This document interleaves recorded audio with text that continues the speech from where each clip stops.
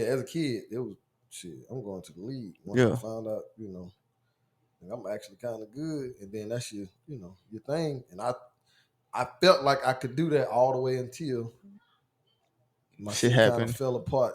Going into college, yeah, not going to the school. How did you feel when you came to that recognition that you went? Asking me for them? I want to know, nigga. We had that conversation. Yeah, I know. Yeah. Of course, I'm asking for them. That was the first conversation that I felt like we became friends. Yeah. In that conversation, because I don't share that story. Yeah, but that was probably the most devastating shit that's probably ever happened to me. I'm just spitting. Yeah, I'm just spitting. I'm just spitting. This shit have been on my mind for quite some time. I gotta put the shit on the line. I'm just spitting. Yeah, I'm just spitting. Hey. Welcome back. Welcome back. Welcome back. We're gonna have to get Mace on here one day, right? Yeah, no. Welcome back. Welcome back. Welcome all the way to hell back. All the way. Another episode of Dropping Dymes. Season 4. Season 4, baby. Season 4. It's the third one for the season. Episode 626. He can count. Look at you, man. Look, hey, brother. I never thought Mobile was pumping them out like that. Hey, don't make me break down to count to 100. I never thought Mobile was pumping them out like that. Kids in the building today. Oh, man. So if you hear something. It's daddy daycare over here, man. Yeah, man. But guess what? Trace generationes. They taking care of themselves. That boy speak languages. Yeah, man. And we're just going to take a quick shot, man. Quick shot. No, we did that. Nah, we didn't. It's something in your glass. So you emotion make you cry sometimes. Hey, I used to sing that song real good. It was all right. Your voice get deeper, man. Yeah, that shit hurt. No. You go through puberty. You really and run into some emotion. That Usher shit. You go through them emotions. You said you go through some emotion. Your voice change. Get a little deeper, huh? Mm-hmm. Yeah. Dig a little something. Right now, as an adult, I cry off gospel music that my folks them used to listen to. Yeah. I would have never. You didn't understand when you was young. But listen. I folks you to be crying, you be like, what are you crying for again? What are you crying for again? Now, when you was younger, and they say, when you think of the goodness and all he's done for me, and everybody get to going crazy, I'm like, God damn. But now, when I think of the goodness, it's all he's done for me. I went to sleep driving. Different, boy, I'm telling you. I went to sleep driving. I just want y'all. You went to sleep driving? I went to sleep driving. He's still here too. Yeah. When I think of his goodness, man, and all he's done, I went to sleep with one song playing and woke up with another song playing. They say, my soul cries hallelujah. Yeah. Say that part, because by that time, it's over. I'm already thinking about it. Yeah. This day, man, I get it. You understand. I'm gonna tell you something. My grandma used to say to me, she said, just keep on living. That was her favorite little line to me. Yeah. Just keep on living. Life is the best teacher. She ain't give it just be keep on living. ... Yeah. She ain't have to say nothing else. She ain't say life got the you rest will of see, it. you will understand, you will get why your nothing. Life got just the rest keep of on it. living. Keep living. Yep. And she could have just did me like this. Off you go. Cause everything you gonna need, life gonna teach you. Keep on give living. you the opportunity to learn. Them dots. Fill in the blank, nigga. Whatever you want to say, keep on living. Living. And whatever. Just keep living. I'm about to put that in our story. Keep on living. Keep on living. Hey. And dot. At the end of the day, because we kept living, that's why we here. Yeah. That's literally why we here. So we can have these conversations and talk to people, young or old, about wise or ignorant. Yeah, about what we have been through and how hopefully it can help somebody. Yeah. Not have to necessarily experience that. Yeah. I say it all the time. So you don't have to touch the stove to realize it's hot, because I know I touched it with my hand, my back, my foot. Yeah, say you some pain. Say you a little time. Accelerate your life. Little pain. Little frustration. Having to heal Sometimes it's the healing, right? Like if I can save you from having to heal your hand from that shit, like it ain't necessarily the burn. The burn seconds, milliseconds. By the time you touch it, experience the pain, your brain realize what it is and tell you to pull your hand off. That's seconds, right? Yeah. The healing is what take forever. Man, I had a call. We was out there on the field. I told you I had to go to work. I had to run down to Home Depot. Then I had to go put up a sign that fell down. Yeah. Man, I went up there. I'm drilling in masonry, so in some brick. My damn bit getting hot as hell. I mean, it's just grinding. It's 4:00 in the afternoon. Didn't think, oh, this thing is getting hot. You grabbed Man, that I bit. pulled it out. Was about to change the head. I'm missing a piece of this finger right now. And that's what I'm saying. But it don't even be the moment of it. But it's been a week and it still ain't healed. It's the healing. It's gonna take another probably 2 weeks before it to heal. So if you can, it's something that we can do, to prevent you from going through that process. One, the pain, but then also the healing process. Healing. Yeah, man. I wanted to add something else too, though. Even though people are hard headed, people gonna go and people gonna live their lives and do what they want to do. I think something that helps a lot of people is knowing how to heal or different ways to heal. Because especially older people, you realize, let's say they fall down or they hurt their hamstring. They don't know how to recover. His hamstring hurt. Fell off. But it's things you can do to help repair that hamstring. But a lot of people just get up, go to work, and just keep on moving, and hopefully it just feel better. But what you'll find is it might feel better today, but the second you make a quick movement, it ain't really healed. Like the worm. Yeah. We putting all your shit. But if we can help us and other people learn how to heal the injuries that they come across or that they've had in the past. You think you healed and you're not. Yeah. Oh, it's ways to do it. I say that shit all the time. That hamstring. I say way too much. Yeah. Shit. Like you just need a trigger. That's it. Nigga run a post corner. You trying to that twitch. Gotta go. And your hamstring say, oh no, the fuck we not. Nope. Not today we ain't. Yeah. But like realistically, it's a lot of people who walking around who feel like they've healed. Like right. like my analogy for it is like taking a certification class, right? Mm. So you take this class and you take the test, boom, you certified. Congratulations. Yeah. Now can you go do it? And that's what I was about to say too.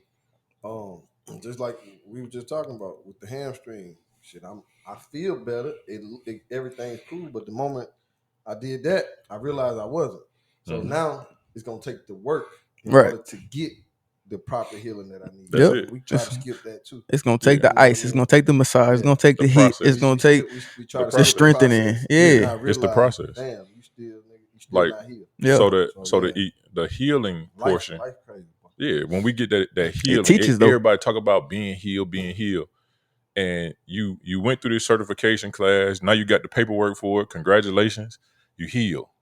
Now it's when you see your triggers, are you healed? Yeah, putting it into you action. Go into full attack mode when somebody say some shit that you don't like. Yeah. When you see something that reminds you of something else, does it take you down a bad road? Do you act out on having visited that place before, or are you able to say, let me take a step back, I don't feel comfortable here, yeah, I should just leave? I had a dude at work just tell me like he felt he had abandonment issues when he was young, and it's probably been 25 years since he ever had the feeling of being abandoned.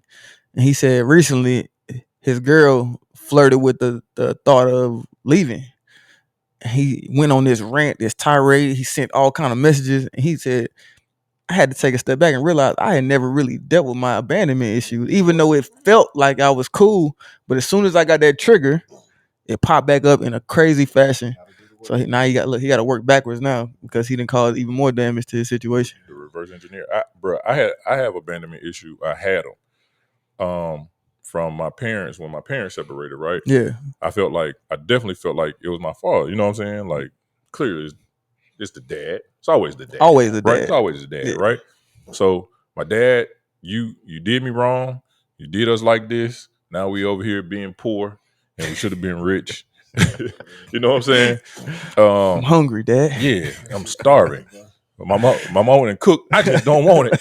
I'm dying, and it's all your fault. It's sir. all your fault. But it took me down a road of shit that I went through, and because I didn't know that I was even dealing with it, I didn't know how to deal with it, and I didn't know what to do to deal with it. Yeah. So then that brought up all these other issues. It's like the hamstring, right? You don't fix the hamstring, you start to do more pushing off on the other leg. Yeah. You damage the then other you hamstring, blow the other hamstring and the quad. You know what I'm saying? and your hip and your calf and your hip, your ankle. but that's what I'm saying. Like tore you apart just now. When we don't actually go through the process of healing it properly, we start to compensate in other parts of life, right? Other parts of the other leg. You know what I'm saying? Other parts of your body. Wouldn't be me if I didn't use the analogy of when you got a small dick, you got to eat a lot of pussies because you got to overcompensate for having a small dick. Ain't no healing from that though.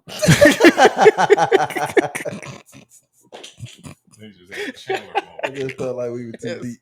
We were too deep. We were too deep. He did. Damn. But yeah, welcome back. Welcome back. Also, I was thinking about what you said. It's always the dad. He left his family. Motherfucker, why? Like I ain't never thought about that until adult. Like the nigga probably left. This your mama one shit. You know what I mean? So found out his mama had a train ran. Or that'll do it, right? And smoke cigarette at the same time. Huh? I think another piece of it though, because why it's always a dad is we have over time it has seemed that we don't communicate the best or know how to communicate the best. So, and it's easy for us I can go handle myself by myself and just step away from the issues, even though I can raise my goddamn voice and yell, but how are we actually handling, communicating, and working through these issues, healing these issues? The men that I've encountered in life have trouble doing that.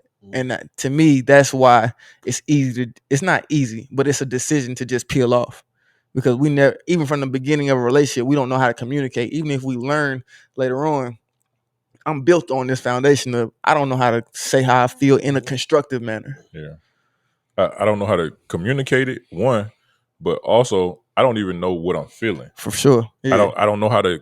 I definitely don't know how to interpret that and tell somebody else, especially not my kids. Yeah. Like, so even if you weren't the one, you probably don't want to make their mama look bad or make them feel some way about their mama, right? Yeah. But then you also don't even you can't even say like, hey, dad's hurt.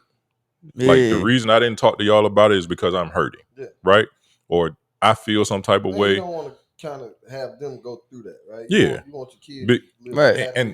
And that's because dad is always supposed, as a man, and now as a dad, you're supposed to be the strong one. Yeah. You hold this shit together. You the glue, right? Right. So you're supposed to be holding it together. So to see dad feeling some type of way, it's like, oh, this ship is going down. This ship is fucking sinking. This ship is going down. We're clearly about to be poor because this nigga's leaving. He's sad. What?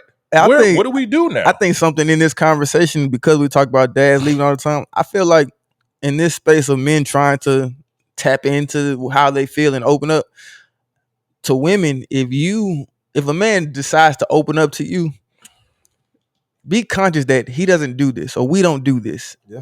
And give the time and the space for him to be able to do it, even if it don't make sense to you right now. Because what you're doing is actually that intimacy everybody's talking about, you're allowing it to grow. Because the moment that I give myself to you and you throw some shit back in my face, you throw some shit that I did 2 years ago, 2 weeks, you know what I'm going to do? I'm not going to tell you anything else. Yeah. And I'm just going to hold it and it's going to blow up. So I don't know if y'all know that I do this subconsciously. I try to do it with my you know what I'm saying, my telepathy and shit. Got you. But that's why when I say thanks for giving us a little bit of your time and a little bit of your space, is because I know a lot of women watch it. Yeah. So realistically, I'm trying to help them learn to create a space to give men that time and space I ain't even to know. talk. Hey, Like, I see. because realistically, they can't even say shit back to us. For sure. You just got to let us ramble. And sometimes that's what we really need. Like, No, we that's just need to be real. able to talk, giving it a little bit of time, a little bit of space just to talk. Y'all do talk back to us in the end. Y'all tell us how y'all feel. And that's what communication looks like. But realistically, it's like, thanks for giving us a little bit of your time and a little bit of your space just so we can talk. For sure. I literally say those words Yeah. maybe 2 or 3 times. I ain't catch on to that, but yeah. That's real. But yeah, I feel like what you just said is huge. Like, being able to create that safe space to let the person in your life, like, of course, because we're men and we've experienced being in some form of a relationship with people who didn't allow that. That's why we bring it up so much, and we seem like we just trying to beat it into your head, and it's not what we're trying to beat it into your head, but we know other men who actually go through this. So I want to beat it in the head. Yeah. So we want you to hear it firsthand. Yeah. Men need it. You know what I'm saying? It might not make sense to you in the moment, but let him ramble through it. And sometimes I find the clarity as I'm going through. You like, you know what? I'm messed up. Yeah. But at least I got to get a chance to get it out. And I got a chance to get it out with you. When you cut me off, I don't get a chance to get it out. But then also I get this negative feeling, this negative connotation when it comes to you. And I don't want that. But when you fight me in the moment of me trying to be vulnerable, that's what happens. And sometimes the communication portion, like, I know I say this all the time, know your audience. Know your audience. Know how to present, know how to give it to your audience. But as the audience, we have to know how to receive and know how to respond.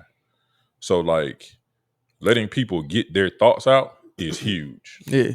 Whether it's like, hey, I just need to get this out, or we're having a conversation, or you bring a question to me. Like, don't look for your trigger words and then jump back at me while I'm talking.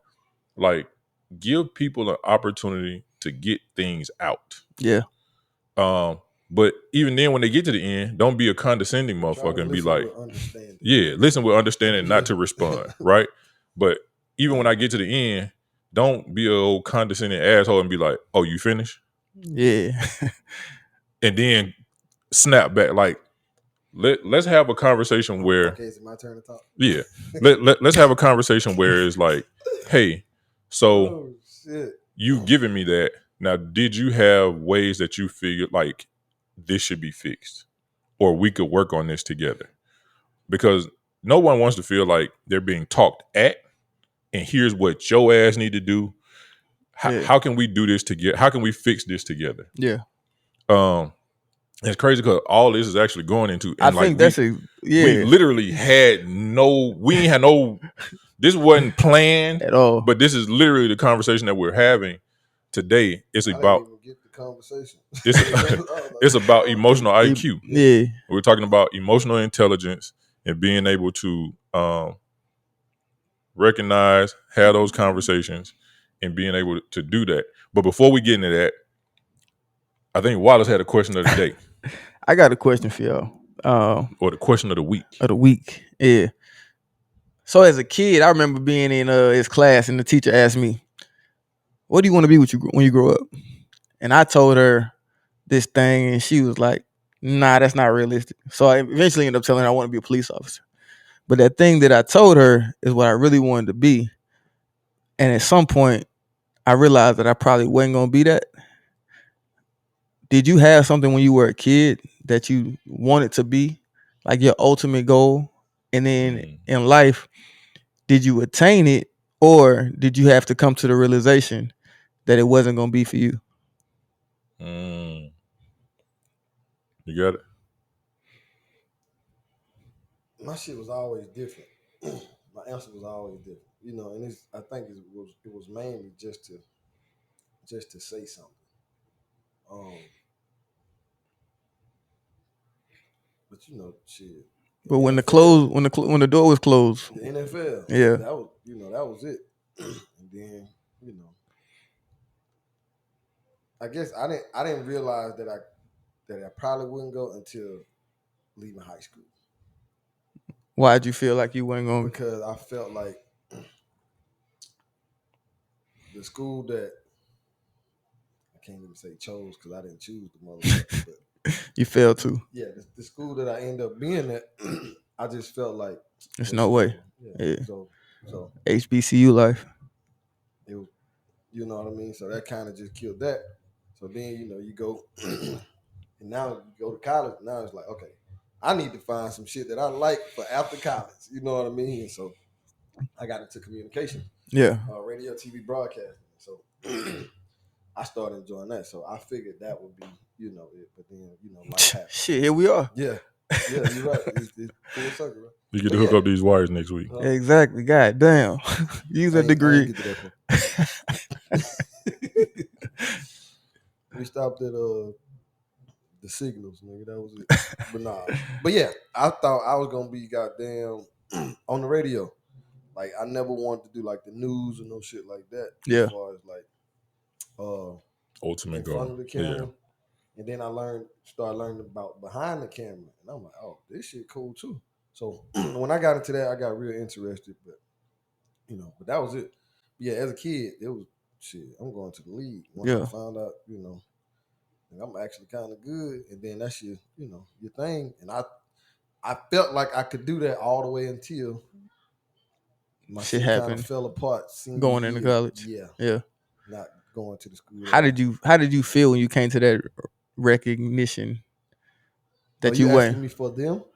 I want to know, nigga. We had that conversation. Yeah, I know. Yeah. Of course, I'm asking for them.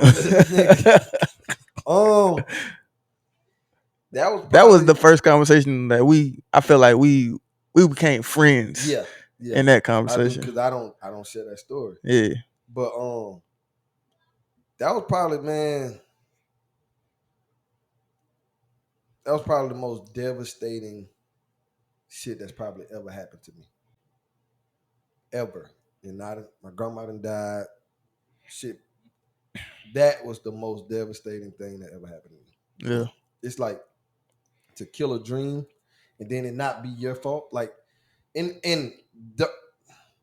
I could have still probably did the work and maybe, that shit was back then. It was, they ain't had no prime HBCU 1% chance for that shit, but I would have had to work harder. But that shit being taken away from me and it not being my fault, it was that shit. It drained it out you. Depressed. Like I realized like, I was depressed. I was bad. Like I held that shit for a long time, dog. Long time. Cause I always used to, whenever something bad happened, I was like, it's their fault. Yeah. Like, it's their fault. Cause I wouldn't, and not knowing, I don't know what God had prepared for me, right? Well, clearly this. But I used to always, bro, I know I'm supposed to, like, I know I would have went to the league. Yeah. Or I know I would have had a great opportunity to do, like, even a better school. Like, you know what I mean? I know I'm not supposed, this not supposed to be happening. So it took a long time, brother, for me to get over that shit. Even when I was telling you shit, I was just probably getting over it. You know what I mean? That was what, about 4 or 5 years ago? I said that was a decade after it, though. Yeah. Yeah. Because I used to always imagine what life would be. Yeah. Like, but hey. We here now. We here. 3rd and 15. We here. Yeah. Don't know why, but goddamn it just is. Yeah. But yeah, that was the most depressing shit that happened to me. So that was your dream. Like that was I'm gonna go to the league. Yeah. Okay. What about you? Shit, what I wanted to be when I was little? I mean, I was gonna be a basketball. I just wanted to be a basketball player. Like, I wanted to be a basketball player. I was like, man, I can hoop. Even I remember, like, when I was little, at private school, like, we wore uniforms every day. Yeah. So then it was like career day. Y'all get to dress up what you want to be. I was like, shit, let me put this jersey on. And my mom was like, no. Where you going? Yeah. And I was like, to school because I'm going to be a basketball player. And she was like, no, go change. You're gonna be a lawyer or a doctor or something. You told us. Go put something on. And I was like, well, I'm not going to school. I'll rather just stay at home. And my mom was like, you gonna put them clothes on or you gonna put that uniform back on? I was like, I put the uniform back on. Yeah. Because I was just like, I'm gonna be a basketball player, period. Yeah. Like, I'm not gonna dress up like anything else because that shit is for lames and losers.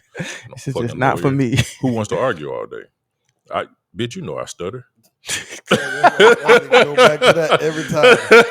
That's just so funny, man. You know I stutter. So And you know I'm not gonna be no lawyer. You know I'm not gonna argue with people all fucking day. So I think I'm playing around. God Yeah. damn it, I'm not. right. Shit. Listen. So yeah, that was dark. I don't think I realized it until never. Like it was still just gonna be my shit. Like I ain't get to dress up like it that day. Yeah. But in my heart, I was like, yeah, I'm still gonna hoop. And that was like literally what I did. And honestly, it was probably the hardest sport for me. Yeah, really. Like, yeah, like Football came more natural. Baseball came more natural. Baseball was my natural. Yeah. Baseball. Can basketball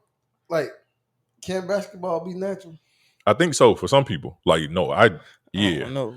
I be thinking about that shit. Putting that ball in that goddamn hoop. That's like, I don't know either. That takes some training. You can outrun some people or make some people miss. I'm gonna tell you, it's some people that just got it though. It's because it's some people that work hard to be better, and then there's other people that just walk in gyms and like they can flunk geometry 14 times and still know how to bank a basketball off where they supposed to bank it in. That's still like, even if it just like, I got a partner. That nigga used to walk down to my grandma's house every day dribbling the basketball. But that even with that, nigga, you don't know the work that they did that you didn't see. I wasn't goddamn throwing a football up goddamn every time you saw me. I just got on the field and happened to be more athletic. Than them. And you learn little shit to make you a little better. But that ball on the string, that take time. I got a cousin that could just do it though. Like, and I'm gonna tell you what was real funny about him.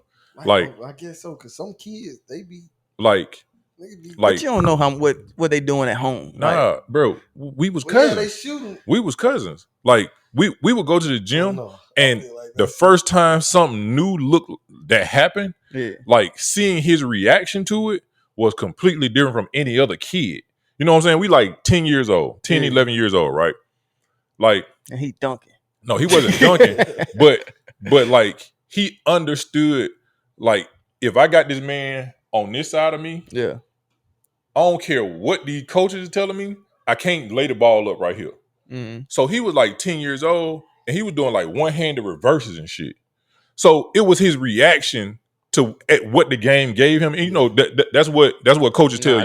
That's real. That's innate. Take what the game give you. And, you know what I'm saying? Or take what the defense give you and do blah, blah, blah.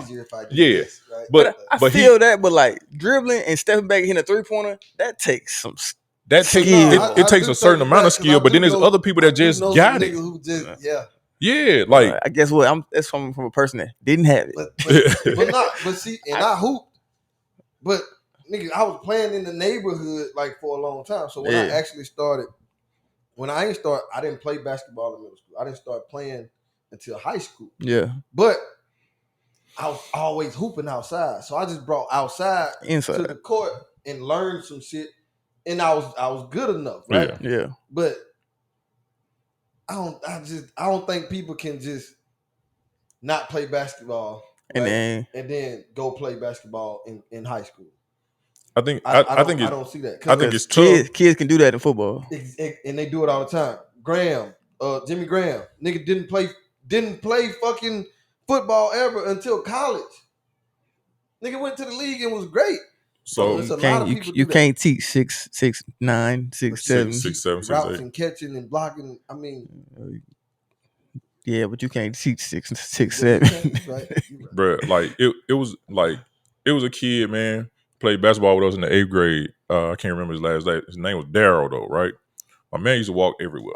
Man, calf muscle, my size, your size put together, right? Mine don't add too much to you. But Daryl was probably about, when we was in the 8th grade, he might have been 6'1" already, right? Yeah. But he had bounce, right? So it was a lot of stuff we couldn't teach him to do. You know what I'm saying? Like footwork and all that shit, like that was a struggle. But when you put things naturally in front of him, he understood how to move his body, how to counter it. You know what I'm saying? So like, bro, we was in the 8th grade. I never forget this. I go down the lane, and Daryl was on a block, and he came right behind me. And the kid who was checking him was another kid that had bounced, dude named Tavares, left-handed. Man, I never forget that dude. He did a windmill. Was in 8th grade. So like, Tavares came behind me. I knew I wasn't gonna get the lay on him. I just threw it out the glass. Daryl came right behind him, caught it off the glass, and just dunked on his head. And I was like, "That's what you're supposed to do." I was like, "Bruh, nobody could have taught him that." You see what I'm saying? And in the 8th grade, you almost don't even know what to do in that situation. But it just came, it just hit. You know what I'm saying? And it worked out, bruh. Like, but it used to be niggas at PE that would could start easily, but them niggas was just gangster. Like, but they was just good. The best basketball players from my neighborhood never hooped in shorts. They hooped in jeans with starch in them. Bro, with starch in them. I'll never forget. We was at PE playing football. Bro, it was a nigga named JT. Nigga gangster. He didn't even used to participate in PE. He was just too gangster. Nigga was just too tough. Man, we had PE one day. This nigga just so happened to just want to play this day. Yeah. You're like, man, let me throw that bitch. Like, nigga, what? Hey, like, no, nigga. Like, and they came out that bitch with the best quarterback I ever seen. Launching that. Listen, my coach was like, "Goddamn, son, like, what? That's how you talk. Goddamn, son, where you get this from?" He like, "Coach, I can throw that thing." Like, nigga, no, like, nigga. I didn't know. You're good. Like, nigga never played again. But it was like, it never came back to school. So I'm like, how the fuck did this happen? Yeah. You know what I mean? It's just some people be natural like that. Some people just really like. That's it. And bro, like to me, it's the people who don't even want it. Yeah. They don't even want it. Like, it's weird, but I'm telling you, like, we're good, because if they wanted it, then people like me wouldn't have made it. Listen, like it was a bunch of dudes only that a couple went to my spots school out like there. It be the crazy, like it be the niggas who just like you, right, bro? Like Duke. Like Duke. Bro, Duke is one of the most athletic people I ever seen in my life. Listen, and what's so funny about this is when I saw Duke, shout out to Duke, and I met Duke, my homeboy was like, man, that nigga there can jump. They were talking about football first. Okay. They were like, hey, that nigga eat faster than you. Like that nigga, like whatever you think you can do, nigga, that nigga he can do better. Hell nah, Duke. Like Duke gonna drink your ass on the table. Duke look old, goddamn. Like they were like, oh, and that nigga hoop. Well, I used to. The nigga wiry. He wiry, bro. Bro, that's all they used to talk about. So we went to the gym, and the nigga still had it a little bit. So I was like, oh shit. But if you he was older than you, huh? He was older than you. Yeah, Duke a year older than me. Yeah. Oh, okay. He's way older than you. But when I seen the nigga, I was like, oh wow. So bro, that nigga I ain't met one nigga that ain't said Duke won that nigga. Listen, even when I asked him about it. Never played a down of football. Never played a pass second of basketball. And Duke wasn't even the best athlete at my school that didn't play. Really? And that's that. So that's what I'm saying. Like, nigga never. You already said didn't play. No regulation. And shit. everybody knew. Yeah. Like, and that's why, like, when we talk about it, and you be like, "But you was that," I'll be like, "Bro, like, yeah, I feel that. We ain't had them. Yeah, like, bro, we had all many. All of our guys was on the field or on the court. Bro, listen, like as far as basketball, no, bro, no. For basketball, bro, like it was people that like we used to go to the community. That was what we really got. We used to go to basketball practice, leave practice and go to the community center and actually hoop. Right? And them the niggas who don't, you can't don't go to school. Yeah, they barely in school. Them niggas in school to get a free lunch. They at school to get their free lunch type shit. Because the coach yell, nigga. Yeah. Like, the best example that I got is somebody who ended up playing was Pac-Man. Pac-Man ran with that crew that ain't fuck school. What are we here for? Yeah. I'm here because they got a team. He went to Westlake. Yeah. But Pac-Man would miss all week of school, come out, score 5 touchdowns on Friday. Yeah. Then go lead the Huh? He wouldn't have played it. Yeah, it got to be in school. When you get the ball in Pac-Man hands. Nah, but you got And then, but then look, go to the basketball team, lead them to 35, 33 and 0. Like just a different kind of athlete, but he made it to the court, the field. I mean, he did enough in school to not get expelled, but that's about it. But yeah, we had a lot of those kids. Different kind of guy. Yeah, niggas that could do both. So for me, and run track. So I wanted to be a basketball player, but I also had in my mind like, if I run into another one of him that actually is smarter, I'm gonna be in trouble. Yeah. And so I never felt like anybody was more athletic than me. I felt like they were taught better. Yeah. You know what I'm saying? Like, because when you started to get to college, especially Division I athletics, it's about what you started running. Yeah, you run into coaches' kids, coaches' sons, coaches' nephews, and shit. You know what I'm saying? Them kids who had lived the game, and all they did was play this. I tried to play everything. Even when I got to college, I still had in my mind I could do all this stuff. So athletically, you were better, but technically, you weren't. Yeah, like the technical part, I didn't necessarily know, and it was more so just because my coaches didn't know. For sure. Yeah, but in basketball, my basketball coach knew. Yeah. So I knew. So when I got to college, my college coach used to be like, "Shit, run my defensive drill," because I wanted to play defense. Yeah. Like when I got to Florida State, dude, it was 2 All-Americans on our team, 2 McDonald's All-Americans. Them boys ain't want to play no defense. They want to score 130 points. Yeah. But I'm like, let's play defense. We'll score 130 points. I can guarantee you that. Yeah, you got to be smart, too. And you could have been a Draymond before the Draymond. At 6'4". Yeah. No. Why not? Draymond, what, 6'7"? 6'7", 6'8". That make a difference. 3 inches is a difference, brother. You a dog, though. Nigga went to Bama, played safety. Jared Williams. Yeah. And my little homie. Oh, the nigga wasn't getting on the field. I said, bro, why the fuck ain't you playing yet? Nigga told my ass, boy, them played hard as fuck. And it's defense, right? So you can literally be the best athlete because he was better than whoever the fuck was back there at that time.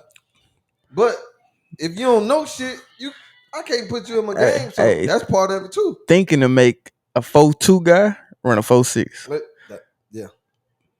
Yeah. You'd be so much slower if you got to think. Listen, if you don't know. You don't know. You reacting a half second late, you late. Yeah. And so, he got that shit together and he ended up starting. But that shit it's a new, perspective on damn. You got to know your shit and be athletic. Yep.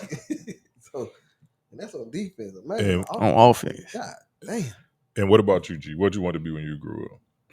Like, I know you kind of gave a little bit of insight into it, but I wanted to be a football player, man. I wanted to be Barry Sanders. I wanted to be Jerry Rice. Eventually Randy Moss. But see, I guess I'm completely backwards from y'all because I didn't get a chance to play football when I was a kid. So, and then that lady that I was talking to in class, I told her I wanted to be in the NFL, and she was like, "No, that's not gonna happen." And I was like, "I'll be a police officer." But I never lost that thought of being in the NFL. I actually never gained it back after that. I was like, I guess it's dead because I don't play football. This lady don't believe in me. I guess it's over. I just never said it. I already knew that. Oh, well. So I'm the type of person. Shit, I'm just gonna prove them wrong. I think I was trying to get myself to believe it, to be honest, because I never touched it. The only time I touched a football was in the backyard. My dad throwing a button hook and not be playing. Yeah, not have touched the field ever. Like my dad used to call it a curve out, a button hook. Yeah. So I kind of grew up not believing I was gonna get there, but for some reason I just wanted to play football. Like that shit was just everything always came. I was good in soccer, could have been on the U.S. team. Nah, I want to go play football. Damn baseball, I was good. Nah, I want to play football. So by the time I got to high school, they let me be the kicker. But in college, we had this coach, and he came in the room, Coach Rags, and he told everybody in the room, he was like, everybody in here not going to the league, but one of y'all is. Is it gonna be you? And I don't know. I'm in the back corner, walk-on kicker. I swear to God, I was like, this man is talking to me. And from there, it reinvigorated. It birthed that dream again. So eventually, I did get there. But I guess to add on to this question is when it got taken away, when football got taken away, the NFL, CFL. And to an HBCU. So I said, the work, nigga. Just think if you would have went somewhere D1, you would just have to be probably half of what you had to do there, bro. Like you had to go break records and all kinds of shit, and it was still tough. It's still a maybe, kind of hopefully. Exactly. Yeah. Like, so that shit, and I played corner. Yeah. It's tough to see corners. Because if you don't see them, you don't see them. That's a great thing, but you don't know that they're there. Exactly. You ain't made no plays all game. That's great. That's great. They ain't throwing that thing over here all day. Nobody give a fuck about that. Yeah, but you go to the right school. You go to LSU. You go to LSU. Yeah. Everybody looking at the corners. Ain't nobody making plays out here, but they looking at the corners. You go to the right place. But yeah, when it got taken away though, I felt that depression. That thing that I felt like I chased for my whole life, gave everything. Yeah, but when you have your own vision of who you want to be, what everybody else tells you, like you did a great job, you made it, good work, it don't feel fulfilling as they may make it sound. Cause I went through that depression like, bro, don't talk to me. I don't want to see a football. Shit, I had some outbursts that I wish I could take back, but it was just that person or that thing that you felt like was for you your whole life is gone. It's not for you.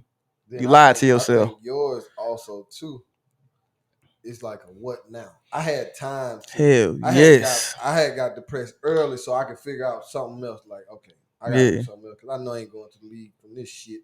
So, fuck football. Yeah. Nah, for real. Nah, yeah. And so I had time to prepare. But you actually going and it being taken as an adult is like, what the fuck now? About to do? That's a whole different kind of depression. Like I would have to imagine. Yeah. I think honestly, my mother was telling me this thing my whole time playing ball, and I didn't want to believe it. But she was like, "You're a football player, but you're gonna get your electrical engineering degree." And that fact honestly gave me the opportunity to be where I've been able to get to now. Cause I sucked at interviews. I didn't know nobody. I goddamn didn't know shit for real. Cause by the time I got to my third year of college, I was football heavy. I was holding coattails to get through classes. But because I got that degree, somebody said this kid must be able to stick around, stick through, learn, and let's see if we'll give him a shot. Bro, you are like the dumbest, smartest, unintelligent, most intelligent nigga I know. Like, bro, like the shit that I be like, nigga, what? I suck at this, I suck at that. But nigga, you're doing pretty well in life. You know what I mean? It's like you're doing something right. Like, but so that's honestly plug. That's what the process of writing a book taught me that about myself. Yeah. So I didn't believe that I had these skills that were built inside of me. So when football, that thing that I could touch was taken away, I didn't know that I had these things with me carrying into. It took for me to be put in situations and actually decide to like, fuck it, I'm going to prepare this presentation. I'm going to take these notes and I'm going to, goddamn, the first day I got an internship, they sat me in a corner and said, we don't have nothing for you today.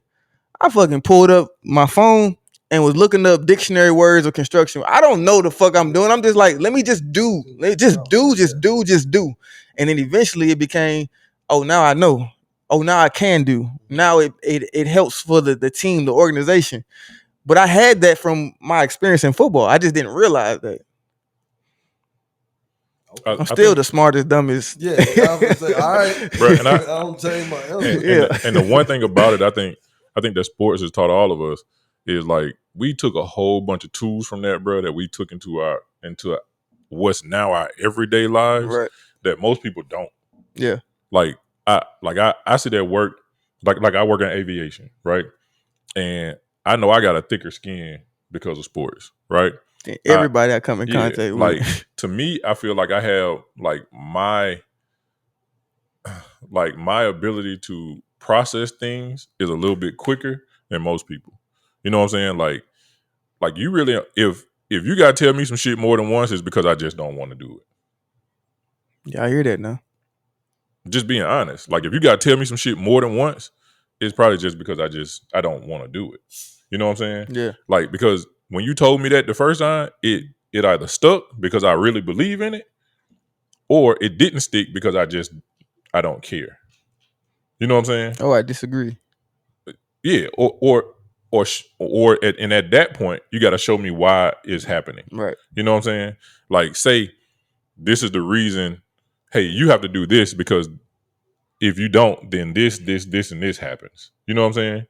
So that's the reason why we're doing this. Yeah. If you show me that, and I'd be like, why? Please give me the why. Yeah. Because if not, it's not gonna get It's not done. happening. Yeah, it's not gonna happen. But that's what sports and taught us. Like, son, you need to be here. Why? Why? Like, why I need to be here when this nigga is taking off behind me? Because if you're not here when this nigga leak out, that shit is wide open. You see what I'm saying? That's the difference between a good coach. What you're talking about happens. This man was behind you supposed It's to a be here. Yep. Exactly. So the why is it makes it easier to do what you're doing when you know your why. Yeah. Like, look, you can write some shit on a dry erase board of what I need to do. I can erase that shit all day. But why. if you engrave that shit in, that's what why does. It engraves it in you. Which is like to my kids is why I still do it, but I try to stay away from because I said so. Mm-hmm. Right. And they try to stay away from the why because it can get them in trouble sometimes. Yeah. Of course. So, but when it happens occasionally, I try to give like, okay, you need to do this because Braylon, he got a little way to do it. Like he gonna wire your ass to death. Yeah. But yeah, that's look when they why do I have to do? And then you explain to, oh, okay, I get it. So now it really helps to understand like why you need to brush your teeth, why you need to bathe, why you need to pick up your clothes, whatever it is, right? So. I think once we give them that, I think once most people get their why, it makes everything else around you a little bit easier. Oh shit! I was looking at that earlier. Yeah, it's on. All right. Cool. The button was off. Nah, it wasn't giving as much volume when you was talking. Low. All right, cool. There you go. I think God turned my shit low on purpose. Probably so. Byron shit be the loud. Yeah, I just be in this motherfucker. Me too, nigga. Nah. I was about to say. Nah. What you about to say? Just put it in your mouth, man. Adrian not here, bro. Pause, but pause. Hit the pause for. I gotta see him that. I got to see him. Shout out my dog. Shout out. I think this question. Emotional intelligence somewhere. I was about to say. I think this question should shut it take down. over the discussion. So we save it for next time. I think it's definitely. That shit, man, anyway, so. Now you got time to look it up, right? Time to Google search. You Google search some shit. But it's a question that it's something we gotta talk about. We gotta attack. No, for sure. Because I think it's just like we say all the time, man. Like one, you can't just say communication is a key without comprehension, right? Right. So like emotional intelligence is one of those things that has to be there, because if not, like that means that you're literally not able to. Like, because the whole thing is being able to understand your other people's emotions, and then also being able to understand yours and deal with it. So it's a part of life at this point. Man, I think it's a major part of life.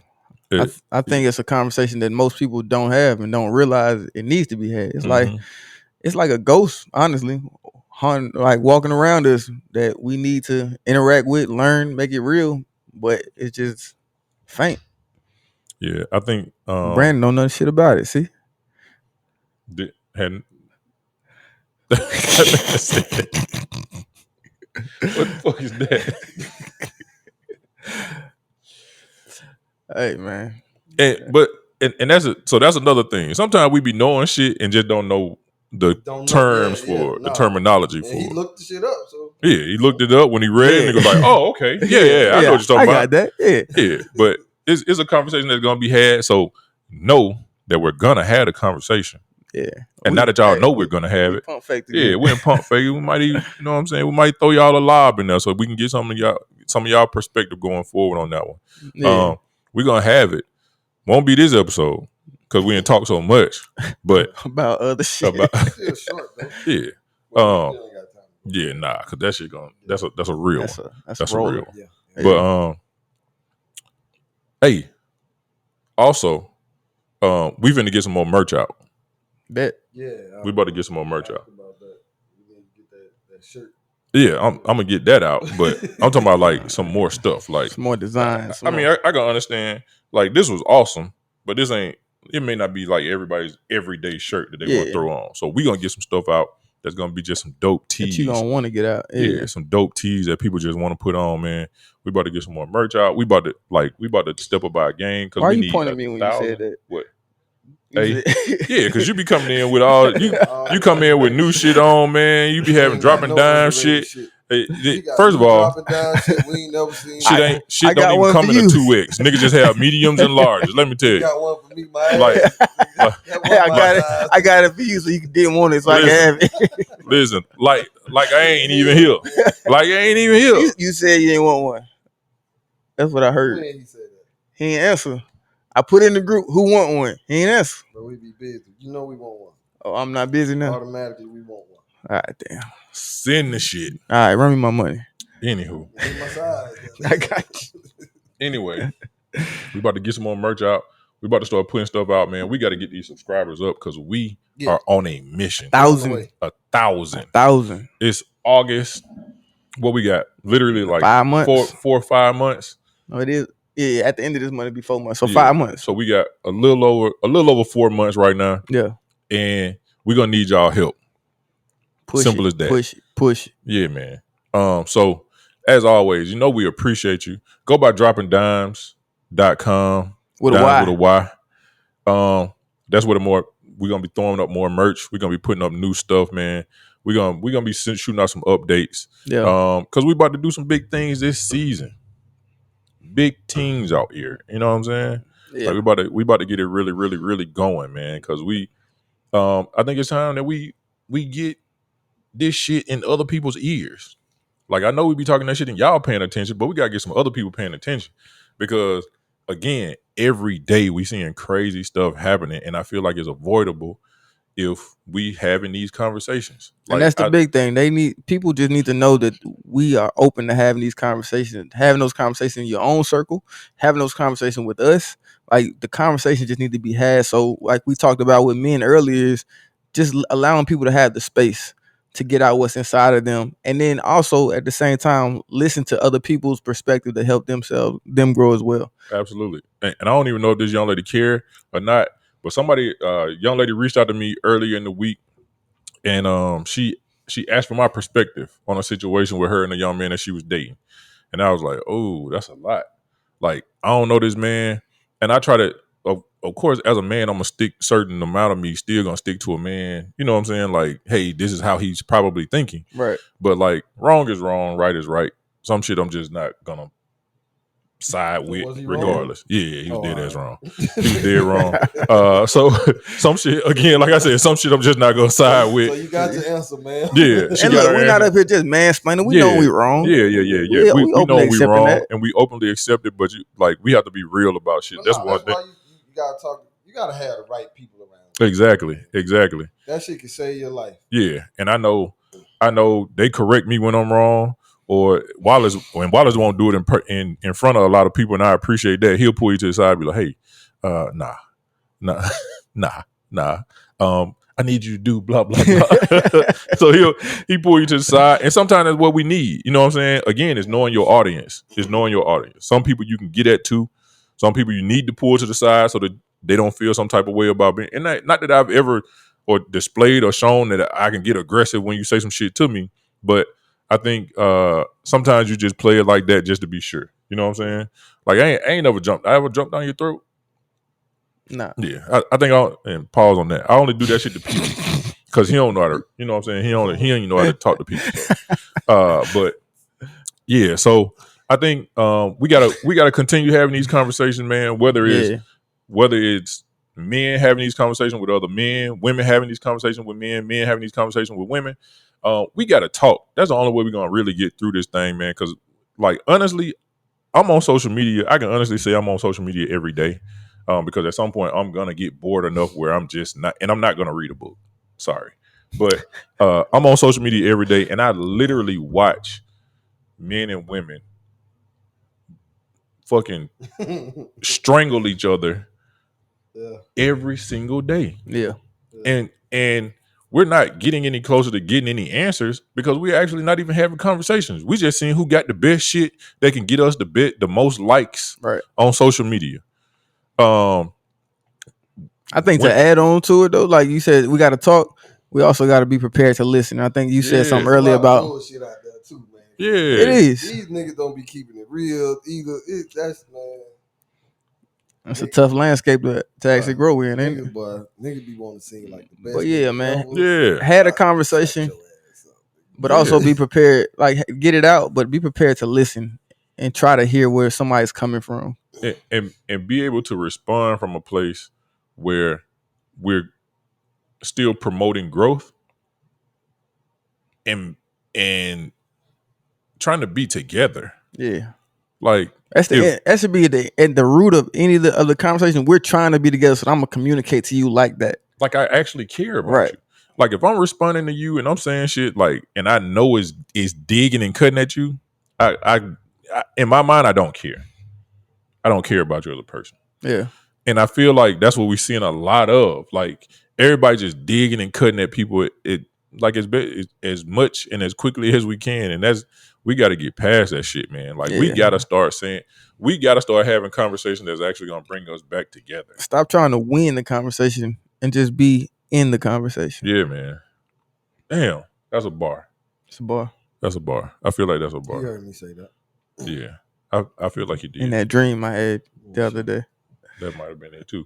But as always, we appreciate you. Thank you for giving us a little bit of your time, letting us in a little bit of your space. Yeah. And man, thanks for sticking around. Thanks for coming around. Thanks for listening. And we're gonna get this on Apple Podcast and Spotify. Yeah. I owe my people. I owe my people. And that's the audio team. So if you got anything, definitely at Wallace. Yeah, I'll take it. But as always, man, we love y'all. We appreciate y'all. Thanks for coming out. We love it. All love, man. Dropping Dymes. This how I'm feeling inside. Every line that I ride, I just hope I don't cry. I'm just venting.